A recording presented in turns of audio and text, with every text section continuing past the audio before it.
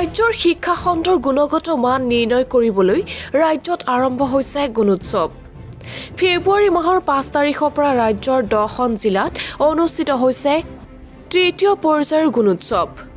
কিন্তু এই গুণোৎসৱৰ সময়ত পোহৰলৈ আহিছে শিক্ষা খণ্ডৰ অনগ্ৰসৰতাৰ এখন জীয়া ছবি।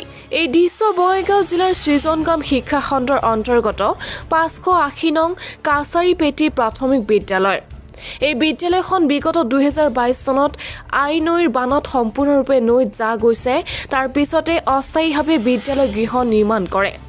153 জন ছাত্ৰ ছাত্ৰী থকা বিদ্যালয়খনৰ পৰ্যাপ্ত শ্ৰেণী কোঠা নথকাৰ বাবেই একেটা কোঠাতেই 5টাকৈ শ্ৰেণী পাঠদান কৰিবলগীয়া হয়। শিক্ষক অভিভাৱকসকলে বহুবাৰ বিদ্যালয়খনৰ অভাৱ অভিযোগসমূহ অৱগত কৰি আহিছে যদিও কোনো ধৰণৰ গুৰুত্ব নিদিয়ে বিভাগীয় কৰ্তৃপক্ষই। আন্তঃগাঁথনি আৰু উপযুক্ত সা সুবিধাৰ অভাৱত এতিয়া ছাত্ৰ ছাত্ৰীৰ সংখ্যা হ্ৰাস পাবলৈ ধৰিছে বিদ্যালয়খনত। 580 নং কাছাৰীপেটী এল পি স্কুল। মই এইখন স্কুলত ভাৰপ্ৰাপ্ত প্ৰধান শিক্ষক হয়।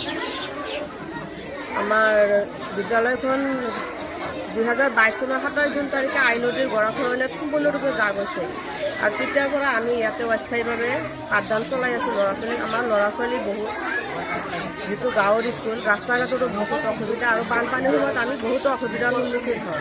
সেয়ে আপোনালোকৰ জৰিয়তে মই আমাৰ বিভাগীয় কৰ্তৃপক্ষক জনাব বিচাৰোঁ যে আমাৰ বিভাগে যাতে অতি সোনকালে বিদ্যালয়ৰ আন্তঃগাঁথনি উন্নত কৰি ল'ৰা ছোৱালীক পাঠদানৰ সুব্যৱস্থা কৰি দিয়ে।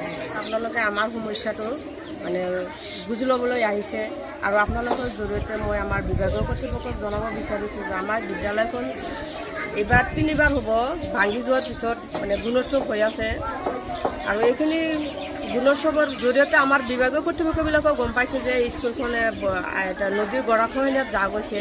তথাপিও আজিলৈকে আমি বিদ্যালয়ৰ কাৰণে কোনো অনুদান পোৱা নাই। তাৰপিছত শিক্ষকৰো অভাৱ আমাৰ, যিটো আমাৰ 6টা ক্লাছৰ কাৰণে 6জন শিক্ষকে লাগে আমাৰ, কিন্তু 4জন শিক্ষক আছে বৰ্তমান আৰু 2জন শিক্ষকৰ আমাৰ অভাৱ। মই চৰকাৰক আপোনালোকৰ জৰিয়তে এইখিনি ক'ব বিচাৰোঁ যে যাতে আমাৰ বিদ্যালয়ত অতি সোনকালে শিক্ষকৰ নিযুক্তি দিয়ে আৰু বিদ্যালয়ৰ ল'ৰা ছোৱালীৰ পাঠদানৰ কাৰণে উপযুক্ত সুবিধা কৰি দিয়ে।